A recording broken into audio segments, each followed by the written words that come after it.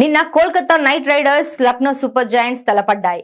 Eden Gardens లో జరిగిన ఈ ఉత్కంఠభరితమైన మ్యాచ్ లో Lucknow Super Giants Kolkata Knight Riders పై 3 వికెట్ల తేడాతో గెలిచింది. మొదట టాస్ ఓడి బ్యాటింగ్ చేసిన కోల్కతా 182 పరుగుల లక్ష్యాన్ని నిర్దేశించింది. ఇక బరిలోకి దిగిన లక్నో జట్టులో ఓ 21 ఏళ్ల కుర్రాడు ముకుల్ చౌదరి హీరోగా నిలిచాడు. చివరి వరకు తీవ్ర ఒత్తిడితో సాగిన ఈ మ్యాచ్ లో 27 బంతుల్లో అజేయంగా 54 పరుగులు చేసి మ్యాచ్ స్వరూపాన్ని మార్చేశాడు. 7 సిక్సర్లు 2 ఫోర్లతో చెలరేగాడు. ఇక ఆఖరి బంతి వరకు సాగిన ఈ మ్యాచ్ లో 54 పరుగులతో నాట్అవుట్ గా నిలిచి player of the match award అందుకున్న ముకుల్ ఈ సందర్భంగా తన క్రికెట్ ప్రయాణంలోని కష్టాలను, ఆసక్తికర విశేషాలను పంచుకున్నాడు. తన తండ్రికి పెళ్లి కాకముందే తన కొడుకును గొప్ప క్రికెటర్ గా చూడాలనే బలమైన కోరిక ఉండేదని గుర్తు చేశాడు. అయితే ఆర్థిక పరిస్థితులు అంతంత మాత్రంగానే ఉండటంతో కొంత ఒడిదుడుకులు ఎదుర్కొన్నట్లు వెల్లడించాడు.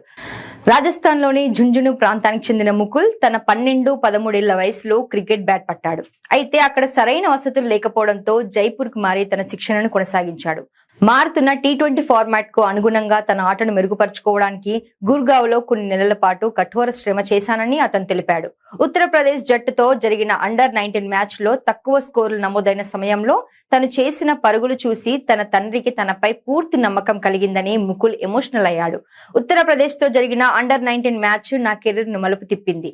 లో స్కోరింగ్ మ్యాచ్ అయినప్పటికీ నేను కీలక పరుగులు చేశాను. నేను పెద్ద క్రికెటర్ అవుతానని నా తండ్రికి అప్పుడే నమ్మకం కలిగింది అని ముకుల్ గుర్తు చేసుకున్నాడు.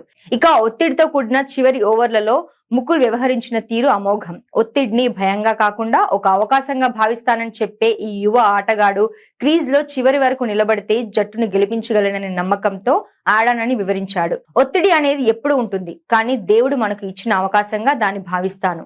చివరి వరకు క్రీజ్ లో ఉంటే జట్టును గెలిపించగలననే నమ్మకం నాకుంది. నా జోన్ లోకి ఒక్క బంతి వచ్చినా సిక్సర్ కొట్టాలని ప్లాన్ చేసుకున్నాను. చిన్నప్పటి నుంచి బాదడమే నాకు తెలుసు అంటూ తన పవర్ హిట్టింగ్ రహస్యాన్ని వెల్లడించాడు.